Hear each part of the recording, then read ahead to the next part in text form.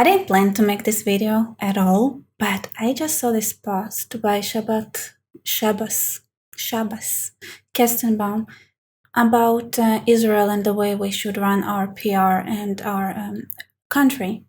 And I decided to react, and I'll be the bigger man here, and I will not point out that we're talking about somebody who supported in his past Bernie Sanders and was a devout Democrat before he had to experience literally being set on fire in whatever university he went to, I don't know, Harvard, to realize that maybe he is playing with the wrong people, and then he moved to supporting Trump. And he talks really fast and he's amusing, so yeah, he got a lot of stage. To be honest, like the entertainment value he brings is very, very high. And yet, you know, Israelis, if there is something that they truly, truly hate to their detriment sometimes, because I just sat down with Tal from, Traveling Clad several days ago, and I said, like, it's gonna be like a big clash between Israelis and Americans when American Jews would move in mass to Israel because of the differences. And he was like, oh my God, Israelis are so closed-minded and stubborn. And I was like, what? And then I thought about it, I was like, yes, actually he's right. So Israelis are very close-minded and stubborn and principled. But Americans also don't understand cultural differences. Israelis understand it, and they put very, very strong boundaries, unfortunately, sometimes to their own. But here is an example of what Israelis really, truly, deeply, as can be attested by many Americans who are here, and unfortunately, even Tal, who is really smart, does his homework, knows the region, talks to people, probably knows a lot more about the Middle East than the average Israeli does, had done his research 100% and deserves to be able to speak about the subject. Even he gets silenced when he voices his opinion about the things and how they should be here in Israel, because he's an American. And as Americans, you have no right to speak in Israel. But I want to also say where it comes from. It comes from American Jews thinking for a long centuries now that they know better, that they understand what's going on here, when sometimes it is absolutely ridiculous how much they don't understand. And now, when they voice their opinions, well, they might have audience on X, but were he in a company of Israelis, like genuine Israelis who don't do what I do, where, he would not even be able to voice his opinions. This is how much Israelis hate when American Jews say anything. So here's what the ex post says. Israel is the startup nation, but has shitty PR. Thus far, I don't think that's a statement anyone could oppose. I don't think that's like saying the obvious. It's morning and the sun rises. It's like, yeah, true. Here are 6 suggestions. Hold up.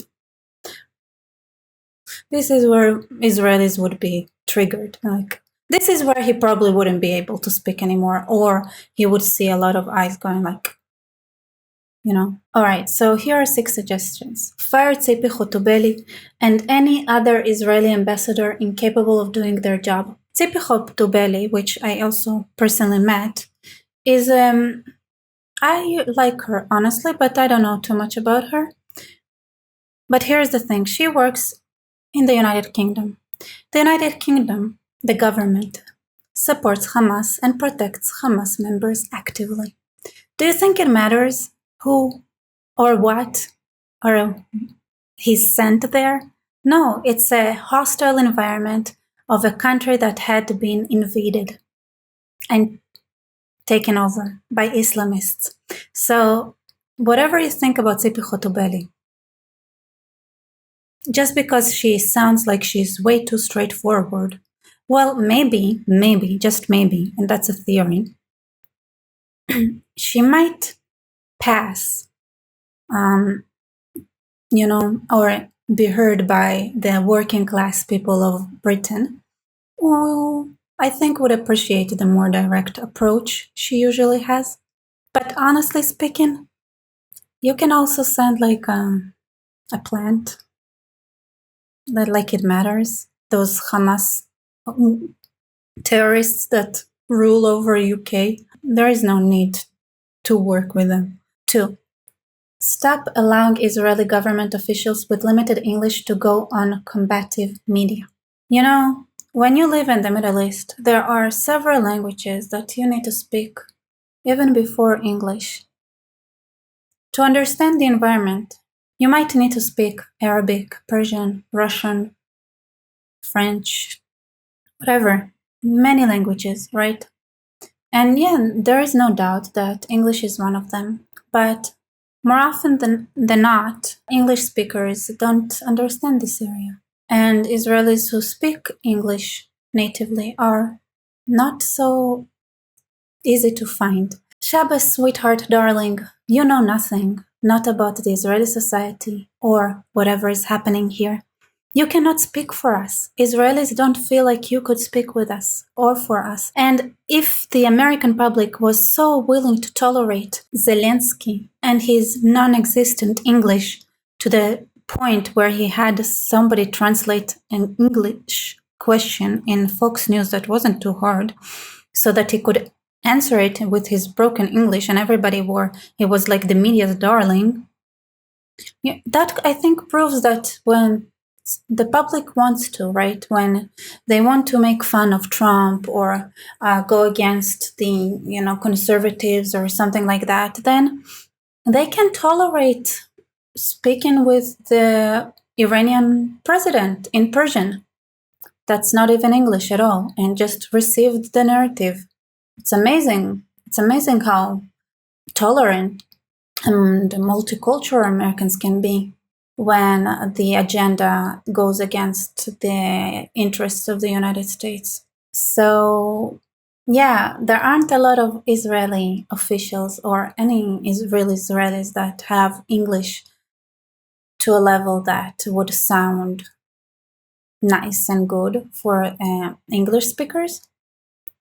And that's just the reality of it. And unfortunately, that requires like a whole better education system, better English speaking training, whatever. The reality is that Israelis don't speak English. All right, hold daily press conferences. What for? Rehire Elon Levy. Elon Levy. First of all, he hired himself to begin with. He just basically claimed to be the official spokesperson of Israel, and he had a nice accent, so Israel was like, sure, why not? And he was actually surprised because he was a known anti-government activist. And Israel was like, yeah, we doesn't matter. You speak like they were like, yeah, let's take Shabbos approach. Let's try it out. And I had that conversation with like Tal, for example, and Tal was like, what were they thinking hiring Elon Levy? That was a mistake. How can you hire someone like that? You see, the sentiment in Israel is completely different. And here he just proves how much he doesn't understand anything about Israel because he says, ask him to do it. Sarah Netanyahu should not be dictating policy. Elon Levy doesn't share the mainstream Israeli opinion on many things. And Israelis deserve to have a person that represents them. And listen, it could have worked. Unfortunately, he blew it himself, right? He wasn't professional, and that was why he had to go. But he wasn't even necessarily expelled as much as the whole thing was a scam to begin with. It was never anything at all. Israel just rolled with it. There is literally no reason not to allow Western journalists like Piers Morgan into Gaza to witness aid distribution. Oh, there is so much reason. So much reason. Just check out what happened to the pro-Hamas Italian journalist, reporter, who went to Gaza loving Palestine. And the moment he had the first little criticism on Hamas, he was tortured, filmed. They filmed everything and executed.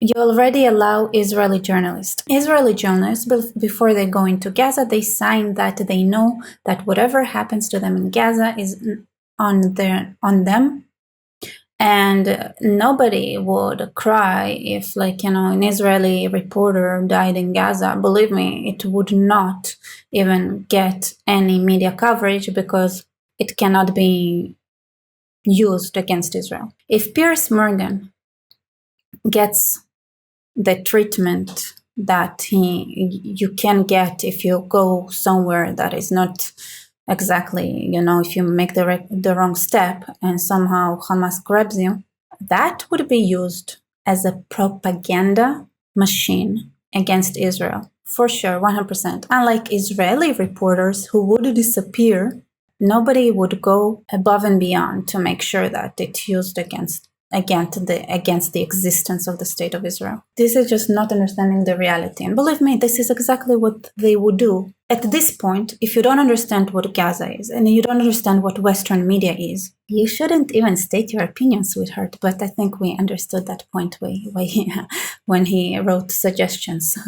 before I even read them. All right, 5. Have a social media war room with well-paid staff solely focused on quickly debunking lies on social media before they spread. At one point, do you think that the guy would realize that nobody cares about facts at all? And no matter how fast you would work, you cannot compete with the billions of Muslims and their supporters, the Muslims, Nazis, and their supporters. You cannot compete with that. We don't have the manpower. And there are way better ways to do it. And in the end of the day, here's why the PR doesn't work. Because you already have a ticking time bombs everywhere. And most people are in denial. So they attack Israel because it's the easy thing to do instead of understanding that they would have to, handle the situation in their own countries. So they try to signal to the ISIS members of their own community that they are on the same side as them. It's not going to work for long, but they are cowards, and most people are cowards. The only thing we could actually do is to try to find the few less cowardly people that are far in between the cowards in the West, to try to make sure that they do whatever it takes to not let their country succumb to the Islamists. All right, so that's 5 is just a stupid idea. And obviously, once you have something like that, one of the reasons why Israel is not that keen on paying is that once it's paid, then, it's Israeli propaganda. True. I don't get paid by the Israeli government. Nobody is getting paid by the Israeli government. This is why I can tell you I do it on my own accord, not because I get paid, but because I genuinely believe in what I do. Even though this is a good time to remind you to please support this channel by going to Patreon or Buy Me Coffee or PayPal or whatever works and becoming members, because I cannot do what I do without your support. It's really, really too hard to keep my head above water with that kind of work, which I decided to dedicate my time to after October 7th.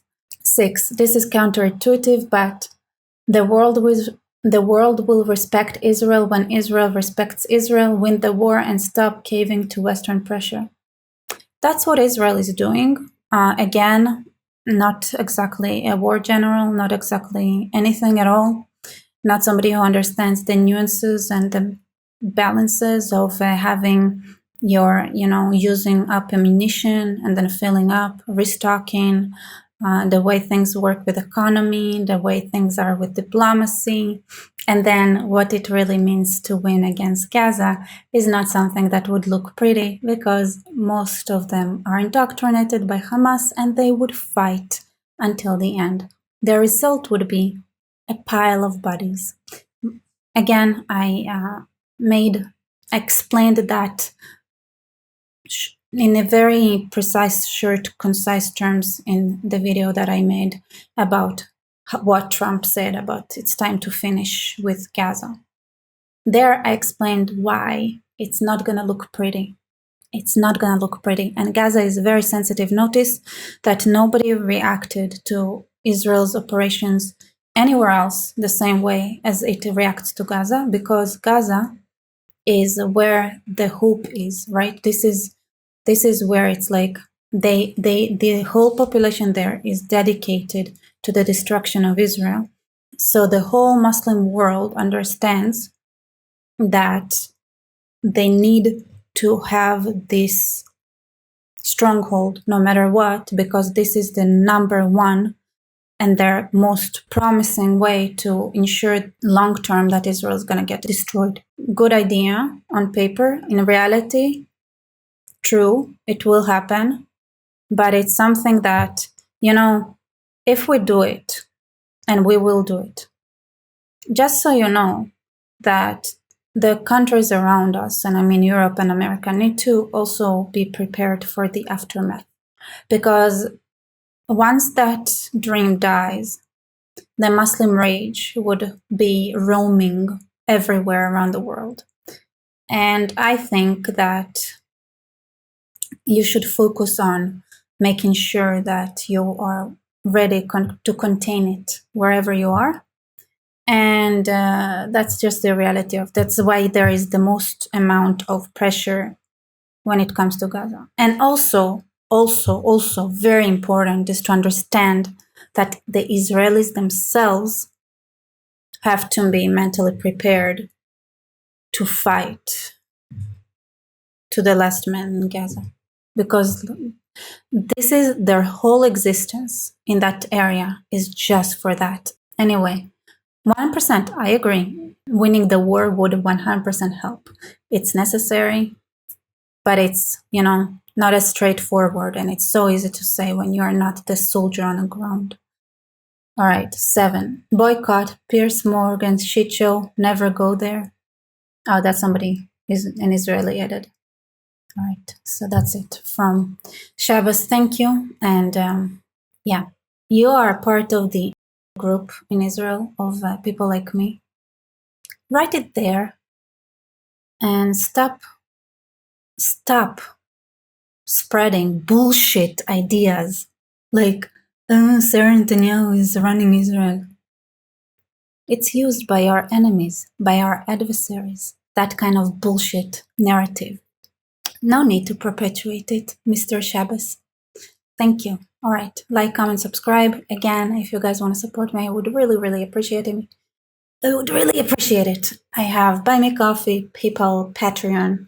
There are like super thanks option here in the comments. And I also have Substack now, but Substack doesn't work with Israel, so I would really appreciate it if you could be members somewhere else. And when you sign up for a membership, right, hey, this is to support your Substack. So I would dedicate a post for you guys, and also that I would know there is a point in continuing doing my Substack, because unfortunately, unless I open a bank account somewhere else in the world, I cannot have subscriptions there. So, and it's fun. Writing is fun. So I would appreciate it as well. All right. Thank you for being here. See you later.